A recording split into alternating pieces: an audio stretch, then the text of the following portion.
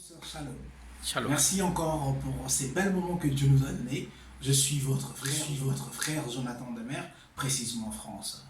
Qu'est-ce que Dieu a mis dans mon cœur? Dieu a mis dans mon cœur une pensée de parler de sa part et de ramener toutes les nations à l'adorer. Connaître Jésus pour mieux l'adorer. Connaître le Seigneur Jésus-Christ pour mieux l'adorer. Mes frères et sœurs, Dieu est avec nous. Merci. Il est dit dans Isaïe chapitre 60, le verset 1, « Lève-toi, sois éclairé, car ta lumière arrive. » Et il est dit encore dans Matthieu chapitre 15, le verset 8, « Ce peuple m'honore que de lèvres, mais son cœur est éloigné de moi. » Il est dit encore dans Matthieu chapitre 5, le verset 8, « Errez ceux qui ont le cœur pur, car ils verront Dieu. » Ah, c'est ça notre grande thématique. Comment adorer Dieu? Je vais lire Jean chapitre 4, le verset 23. La Bible dit quoi? « Mais l'heure vient, et elle est déjà venue, où les vrais adorateurs adoreront le Père en esprit. Ce sont là que le Père demande. Le vrai adorateur. » Parce que le moment est arrivé d'adorer Dieu. On va voir les aspects d'un adorateur, les qualités d'un adorateur. Comment adorer Dieu? Parce qu'il y a un endroit là où il faut adorer. La femme a dit, le juif adore toujours à la montagne. Et Jésus a répondu, ça ne sera ni à la montagne, ni à Jérusalem, mais les vrais adorateurs adoreront le Père en esprit et en vérité. Il y a un lieu, je vais vous donner déjà le lieu où on doit adorer notre Seigneur. Le lieu, c'est écrit dans le livre de Éphésiens, chapitre 2, le verset 22. C'est là où il faut adorer Dieu. Allez lire Éphésiens chapitre 2, le verset 22.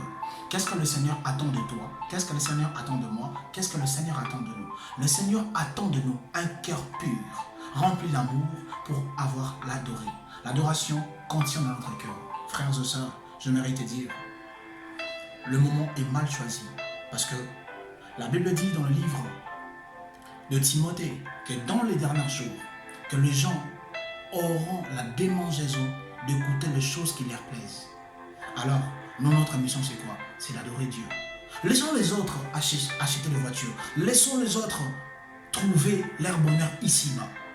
Mais nous, le Fils du royaume, la Bible dit dans le livre de Jean 14, chapitre 1, « Croyez en Dieu et croyez en moi, que votre cœur ne se trouble point. » Oh, merci Jésus, parce que tu nous as donné la lumière pour l'adorer, pour connaître ses pas.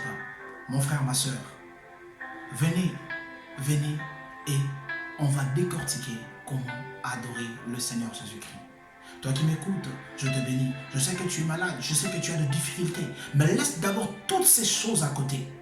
Concentre-toi à l'adoration. C'est ça l'essentiel. Parce que la Bible ne cherche pas de prophètes.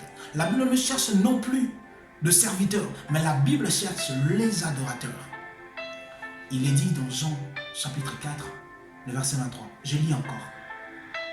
Mais l'heure vient, et elle est déjà venue, où les vrais adorateurs adoreront le Père en esprit et en vérité.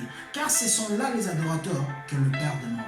Le Père demande les vrais adorateurs. On va voir la qualité d'un adorateur, comment on peut adorer, comment on peut se positionner par rapport à Dieu. Soyez bénis, je vous aime bien. Laisse que l'Esprit du Seigneur Jésus-Christ soit sur vous.